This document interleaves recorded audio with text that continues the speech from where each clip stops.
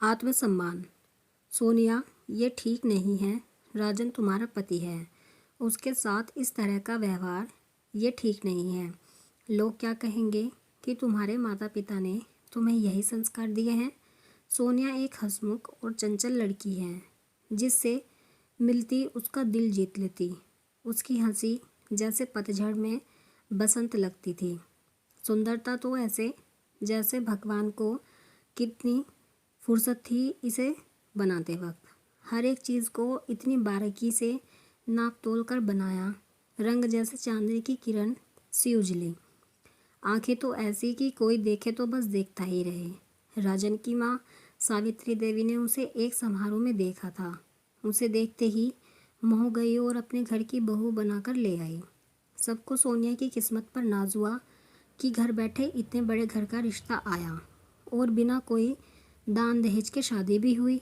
ये अलग बात है कि सोनिया के पिता ने अपने हैसियत से बढ़कर किया सब, पर इस बात से खुश थे कि बेटी वहाँ राज करेगी। हर पिता की तरह उनका भी सपना सच हो गया था कि बेटी अच्छे घर में जाए। सोनिया को भी अपनी किस्मत पर यकीन नहीं होता था कि इतने अच्छे घर में उसकी शादी हुई। इतना बड़ा घर, नौकर चाकर, सुख सुविधा की सारी चीज़ें जिसके बारे में वह कभी सोच भी नहीं सकती थी।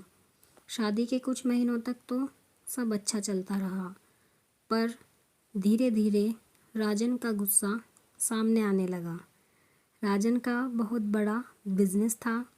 वह काम के सिलसिले में अक्सर देर से घर आता, लेकिन सोनिया उसका खाने पर इंतज़ार करती थी। वो उसके आने पर ही खाना खाती थी। राजन जब घर आता तो हमेशा उसका मूड खराब रहता। छोटी छोटी बातों पर देर रात हंगामा कर देता। कभी खाना अच्छा नहीं लगा तो कभी एसी का टेम्परेचर कम ज़्यादा है, तो कभी उसकी चीज़ें समय पर उसके हाथ में नहीं मिली, तो या उसके सामने सोनिया का फ़ोन बजा तो उसका गुस्सा आना तय था। और वो गुस्सा फिर सोनिया के गालों पर निशान छोड़ जाता। सोनिया हमेशा कोशिश करती कि राजन को गुस्सा ना आए, लेकिन कोई ना कोई कमी निकाल कर राजन हमेशा अपने काम का सारा गुस्सा सोनिया पर निकाल लेता।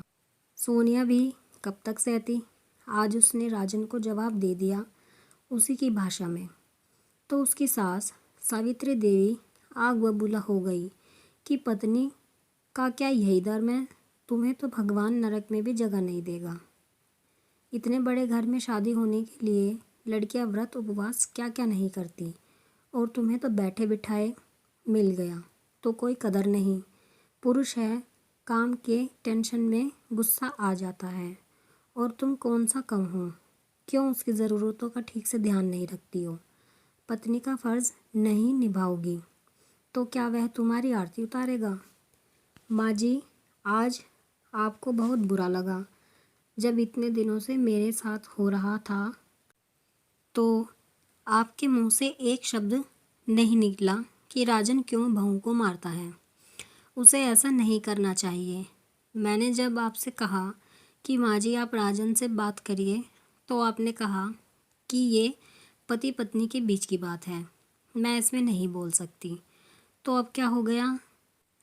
ये भी तो पति पत्नी के बीच की बात है। और रही बात नरक में भी जगह नहीं मिलेगी की, तो आपको क्या लगता है अभी मैं स्वर्ग में हूँ? बोलकर सोनिया अपने कमरे में चली गई। तेरी इतनी हिम्मत कि तू अपनी गलती मानने की जगह मुझसे ज़बान लड़ाए। अभी तेरे माँ बाप को बुलाती हूँ। यही संस्कार दिए हैं अपनी बेटी को। गुस्से में सावित्री देवी सोनिया के माता पिता के पास फ़ोन लगाने अपने कमरे में चली गई। सावित्री जी का फ़ोन आते ही सोनिया के माता पिता तुरंत सोनिया के ससुराल पहुँचे।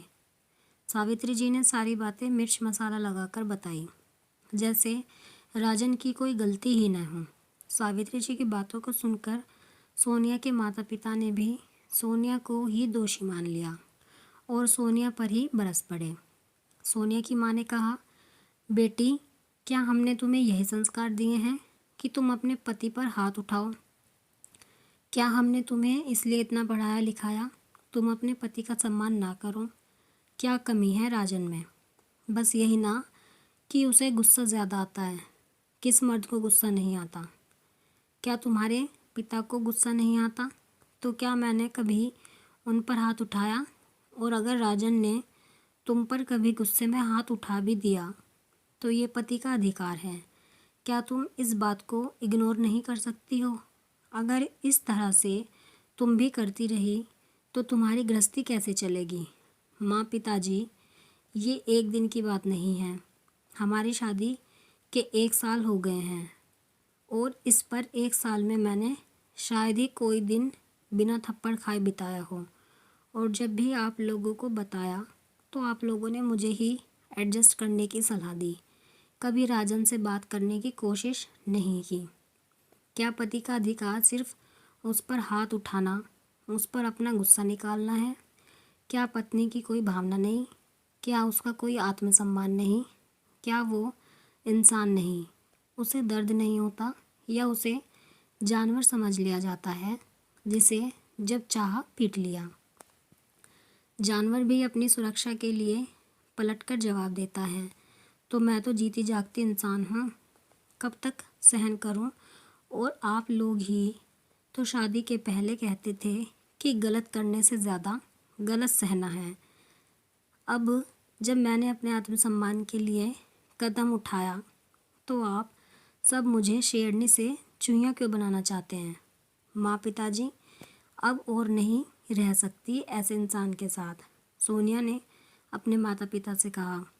बेटी, लेकिन तुम्हारी छोटी बहन की शादी होने वाली है। ऐसे में तुम अपना घर छोड़कर मायके आ जाओगी तो वो लोग भी क्या सोचेंगे छोटी के बारे में? कहीं इस वजह को जानकर उन लोगों ने रिश्ता तोड़ दिया तो? क्योंकि ऐसी बातें छुपती थोड़ी हैं। हम समाज में क्या जवाब देंगे? सोनिया के पिता ने सोनिया को समझाने की कोशिश की। अगर तुम में इतना ही घमंड है तो निकल जाओ इस घर से।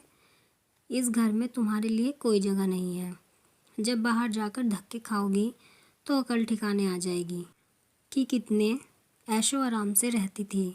अपने घमंड में तुम खुद अपनी ज़िंदगी खराब कर रही हो। सावित्री देवी ने गुस्से से कहा। आप क्या मुझे इस घर से निकालेंगी? मैं खुद इस घर को छोड़कर जा रही हूँ। इस नरक में रहने से अच्छा है बाहर जाकर धक्के खा लूँगी। और हाँ माँ पिताजी, आप लोग भी परेशान मत होइए।